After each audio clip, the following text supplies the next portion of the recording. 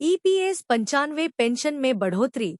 Budget में pension भोगियों के अधिकार और न्याय की लड़ाई की होगी जीत। ईपीएस 95 पेंशन भोगियों की पेंशन में बढ़ोतरी करना सरकार की नैतिक जिम्मेदारी ही नहीं बल्कि सामाजिक जिम्मेदारी भी है। पेंशनर्स को सम्मान मिलना चाहिए जिन्होंने अपने जीवन के सुनहरे दिनों में विभिन्न संगठनों में महत्वपूर्ण योगदान दिया है। सभी राजनैतिक दलों को इस मामले में एकजुट होकर नैतिक समर्थन देना चाहिए ताकि पेंशनर्स को उनका हक मिल सके और वे समाज में गरिमापूर्ण जीवन जी सकें। सुप्रीम कोर्ट भी अपने फैसले में कह चुका है कि ये पेंशन भोगियों की गरिमा को बनाए रखने के लिए समय समय पर पेंशन में बढ़ोतरी करना जरूरी है।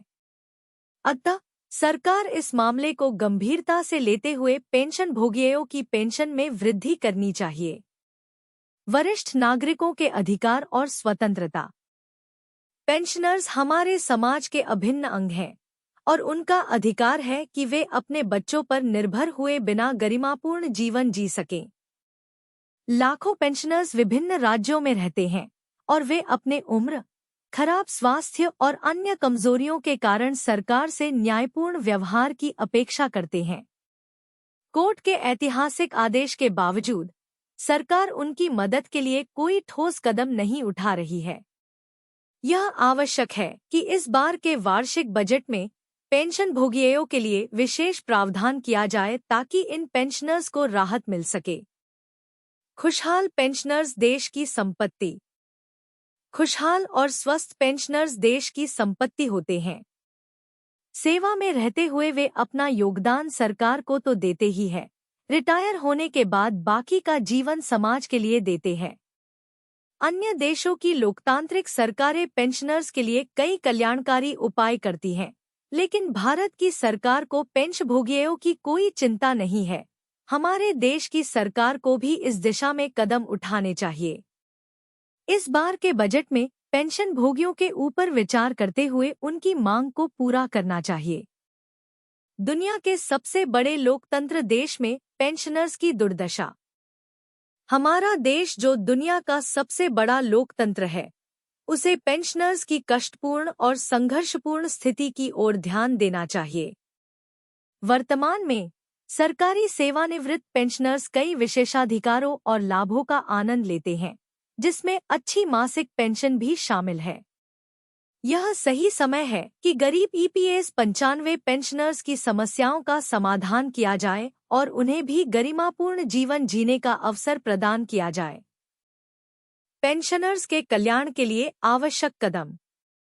बजट में विशेष प्रावधान। सरकार को इस बार के बजट में पेंशनर्स के लिए विशेष प्रावधान और फंड का आवंटन करना चाहिए। न्यायपूर्ण पेंशन। पेंशन की राशि को उनके जीवन की लागत के अनुसार बढ़ाया जाना चाहिए ताकि वे बिना किसी आर्थिक संकट के जीवन जी सकें। स्वास्थ्य सुविधाएं। पेंशनर्स के लिए स्वास्थ्य सुविधाओं को सुलभ और मुफ्त करना चाहिए, जिससे वे स्वस्थ और खुशहाल जीवन जी सकें। सामाजिक सुरक्षा। पेंशनर्स को सामाजिक सुरक्षा योजनाओं में शामिल करना चाहिए ताकि वे समाज में सुरक्षित और सम्मानजनक जीवन जी सकें। सरकार को ईपीएस 95 पेंशन भोगियों की पेंशन में संशोधन करने के ऊपर पुनर्विचार करना चाहिए। इसके लिए सरकार को ठोस कदम उठाने चाहिए ताकि हमारे वरिष्ठ नागरिक सम्मान और गरिमा के साथ जीवन जी सकें। 9,000 पेंशन प्लस महंगाई भत्ता। पेंशन भोगी अपनी गरिमा, हक को पाने के लिए 6, 7 और 8 अगस्त 2024 को दिल्ली में संसद के सामने धरना प्रदर्शन करने वाले हैं। सभी पेंशन भोगियों ने तय किया है कि ये जब तक हमें 9,000 पेंशन प्लस दा नहीं मिल जाता तब तक हम सरकार की नींद हराम करेंगे। मोदी सरकार को माननी होगी ईपीएस 95 पेंशन की मांग। 31 जुलाई को दिल्ली के जंतर मंतर पर देश भर से जुटेंगे पेंशनर्स। ईपीएस 95 पेंशन धारकों ने भारतीय असंगठित क्षेत्रों में न्यूनतम पेंशन बढ़ाने की मांग की है। उन्होंने लंबे समय से आंदोलन किया और सरकार से केवल आश्वासन ही प्राप्त किया है। भारत में EPS 95 employees pension scheme 1995 pension धारकों के लिए न्यूनतम पेंशन की मांग ने एक राष्ट्रीय आंदोलन का रूप ले लिया है।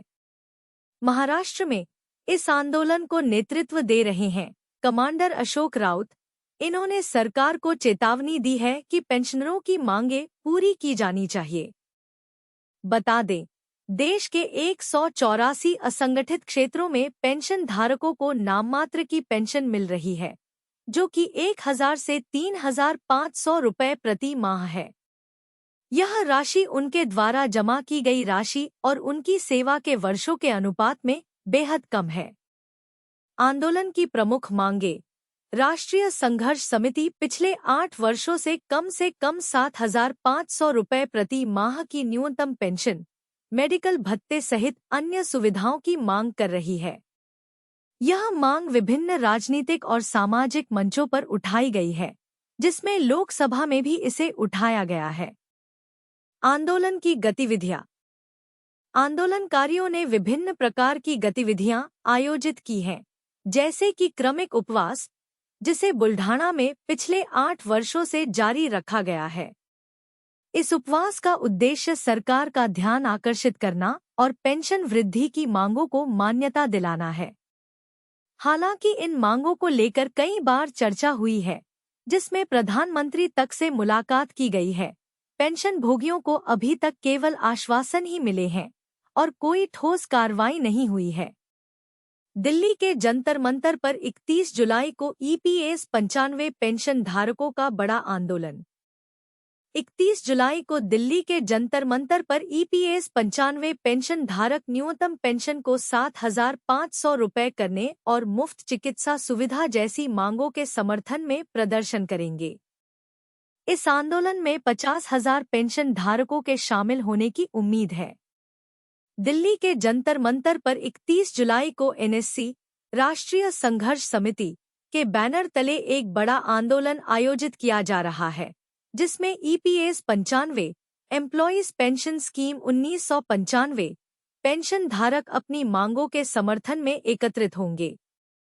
इस आंदोलन का उद्देश्य सरकार पर न्यूनतम पेंशन को बढ़ाकर 7,500 रुपए करने और अन्य मांगों को पूरा करने का दबाव डालना है। आंदोलन में उठाई जाएंगी ये प्रमुख मांगें: न्यूनतम पेंशन में वृद्धि। वर्तमान में ईपीएस 95 के तहत न्यूनतम पेंशन 1,000 रुपए प्रति माह है, जिसे बढ़ाकर 7,500 रुपए प्रति माह करने की मांग की जा रही है। मुफ्त मेडिकल सुविधा। सभी पेंशन धारकों और उनके परिवारों को मुफ्त चिकित्सा सुविधा प्रदान की जाए। हायर पेंशन का लाभ। सुप्रीम कोर्ट के आदेशानुसार हायर पेंशन का लाभ दिया जाए। पेंशन में शामिल नहीं होने वाले पेंशन धारकों के लिए उन्हें कम से कम 5,000 रुपए प्रति माह पेंशन दी जाए। प्रदर्शन और भूख हड़ताल की योजना। इस आंदोलन में देश भर से करीब 50,000 पेंशन धारकों के शामिल होने की उम्मीद है। प्रदर्शन के बाद कुछ पेंशन धारक जंतर मंतर पर अनिश्चितकालीन भूख हड़ताल पर बैठेंगे, जब तक कि उनकी मांगें पूरी नहीं हो जाती। राष्ट्रीय संघर्ष समिति के महासचिव वीरेंद्र सिंह रजावत और अन्य प्रमुख नेता इस आंदोलन का नेतृत्व करेंगे। उन्होंने पेंशन धारकों से संगठित रहने और आंदोलन को सफल बनाने की अपील की है, ताकि सरकार उनकी मांगों पर गंभीरता से विचार करे और उन्हें राहत प्रदान करे। पेंशन धारक लंबे समय से कम पेंशन राशि और जीवनयापन की कठिनाइयों का सामना कर रहे हैं। वे सरकार से मानवीय आधार पर शीघ्र कार्रवाई की मांग कर रहे हैं। यह आंदोलन पेंशन धारकों की गंभीर समस्याओं को उजागर करने और सरकार पर दबाव बनाने का प्रयास है। उम्मीद की जा रही है कि सरकार इस आंदोलन को गंभीरता से लेगी और पेंशन धारकों की मांगों को पूरा करने के लिए आवश्यक कदम उठाएगी। महाराष्ट्र में दहाड़े कमांडर ईपीएस 95 पेंशन की मांग माननी होगी। मोदी सरकार को 31 को दिल्ली में हंगामा ईपीएफओ को देने के बजाय बैंक में रखते तो इससे ज्यादा मिलता। पैसा अगर बाहर ब्याज पर रखा जाता तो जितनी पेंशन मिल रही है उससे ज्यादा ब्याज मिलता। टूटी फूटी पेंशन में जीवन गुजारना छोड़ दीजिए। इस पर शुगर बीपी की दवाई भी नहीं ली जाती। सूचनाजी news Maharashtra. National agitation committee EPS 95 न्यूनतम पेंशन ईपीएस 95 मिनिमम पेंशन के आंदोलन को आगे बढ़ा रही है। महाराष्ट्र में राष्ट्रीय अध्यक्ष कमांडर अशोक राउत जमकर दहाड़े। उन्होंने कहा मोदी सरकार को पेंशनर्स की मांग माननी ही होगी। शहर पवार के क्षेत्र किसानवीर हॉल सतारा में ईपीएस 95 पेंशनर्स की बैठक राष्ट्रीय अध्यक्ष कमांडर अशोकराव राउत की अध्यक्षता में हुई। सतारा जिले के सभी तालुका पदाधिकारी भारी संख्या में उपस्थित रहे। शिवाजीराजे की प्रतिमा पर पुष्प चढ़ाकर सभा का शुभारंभ किया गया। राष्ट्रीय अध्यक्ष कमांडर राउत ने संगठन आंदोलन में भाग लेने की अपील की और विश्वास व्यक्त किया कि पेंशन मुद्दे पर हो रही घटनाओं की विस्तृत जानकारी देते हुए जल्द ही केंद्रीय स्तर पर उनकी मांग मानी जाएगी। 184 निजी असंगठित क्षेत्रों में हालत खराब। देश के 184 निजी असंगठित क्षेत्रों में 75 लाख पेंशन धारक, सहयोग, जिला बैंक, अर्बन बैंक, चीनी कारखाने, वी सेवा संस्थान, दूध संस्थान, सिविल पटपेढ़ी, बिजली निगम, एसटी निगम, निजी अस्पताल, औद्योगिक कारखाने और मीडिया स्टाफ, पत्रकार आदि में ईपीएस 95 स्कीम के तहत नाम मात्र 1000 से 3500 रुपए तक मिल रहा है। जितना अंशदान दिया उतनी पेंशन नहीं मिल रही। पेंशन धारकों ने नौकरी अवधि के दौरान पेंशन फंड में 417,541,1250 प्रति माह जमा किए हैं।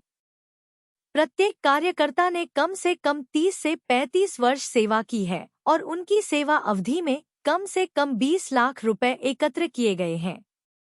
इन्हें अपने शेयर दान पर ब्याज की पेंशन भी नहीं मिलती। ईपीएफओ को देने के बजाय बैंक में रखते तो इससे ज्यादा मिलता। पैसा अगर बाहर ब्याज पर रखा जाता तो जितनी पेंशन मिल रही है उससे ज्यादा ब्याज मिलता। ऐसे होते हुए भी टूटी फूटी पेंशन मिल रही है। जीवन गुजारना छोड़ दीजिए, इस पर शुगर बीपी की दवाई भी नहीं ली जाती। ईपीएस 95 योजना के तहत कम से कम 7500 प्लस मेडिकल प्लस भत्ता आदि की मांग पिछले 8 साल से राष्ट्रीय संघर्ष समिति कर रही है। 8 साल से क्रमिक उपवास। बुल्ढाणा में पिछले 8 वर्षों से चल रहा है क्रमिक उपवास। इस बात का संज्ञान लेते हुए कई सांसदों ने लोकसभा में सरकार का ध्यान आकृष्ट किया है। मथुरा से सांसद हेमा मालिनी के सहयोग से प्रधानमंत्री को अशोक राउत एवं पदाधिकारियों ने 2021 व 2022 में बैठक कर विस्तृत चर्चा कर अवगत कराया। उन्हें केवल आश्वासन मिला, लेकिन उन पर कार्रवाई तक नहीं हुई। लंबे समय के बाद पेंशन भोगी निराश हैं। इनमें पेंशनधारी 30% भगवान के घर गए हैं। जंतर मंतर पर पहुंचने की अपील। अवसाद के कारण फेल पेंशन धारकों की स्थिति को लेकर राष्ट्रीय संघर्ष समिति द्वारा राष्ट्रीय बैठक की जा रही है। अशोक राउत ने पेंशन धारकों से अपील की कि 31 जुलाई 2024 को राष्ट्रीय संघर्ष समिति द्वारा जंतर मंतर दिल्ली में आक्रोश मोर्चा आयोजित कर केंद्र सरकार का ध्यान पाने के लिए भारी संख्या में उपस्थित रहें। संगठन मजबूत करके आंदोलन का फैलेगा दायरा। भुजंगराव जाधव ने अपने प्रस्ताव में कहा कि संगठन को मजबूत करने और संगठन की एकता व ताकत दिखाने के लिए समय की जरूरत है। साथ ही सतारा जिले में हर तालुकावार सभा में संगठन को मजबूत किया जाएगा और संगठन से अनुरोध किया जाएगा कि आगामी सत्र में पेंशन के मुद्दे को इस संगठन की ताकत से हल किया जाए। जो पेंशन जाधव ने कहा कि जो करेगा उनके पीछे संगठन स्थापित किया जाएगा। पेंशन भोगियों के कार्यक्रम में सतारा जिला बैंक के सीईओ राजेंद्र सरकले, दिलीप धारू, प्रहलाद सपकाल, सरिता नरखेड़े, सुभाषराव पोककर, सुजीत शेख, राजेंद्र बाराटक्के, रविंद्र साउंखे, महिला मोर्चा राष्ट्रीय अध्यक्ष शोभाताई आरास, जिला महिला अध्यक्ष सुमनताई साउंखे, हनमंतराव कणसे, हनमंतराव साबे, इब्राहिम मुजावर, शामराव खटावकर, प्रदीप पवार, शहाजी माने, एकनाथ चव्हाण, बाला साहेब अहिरे, प्रकाश पाटिल, विठ्ठलराव जाधव आदि उपस्थित रहे। जिला बैंक सेंट, एमएससीबी, शक्कर कारखाना, दूध संस्थान, विकास सोसा, भूविकास बैंक, नगरी बैंक सभा से सदस्य शामिल हुए।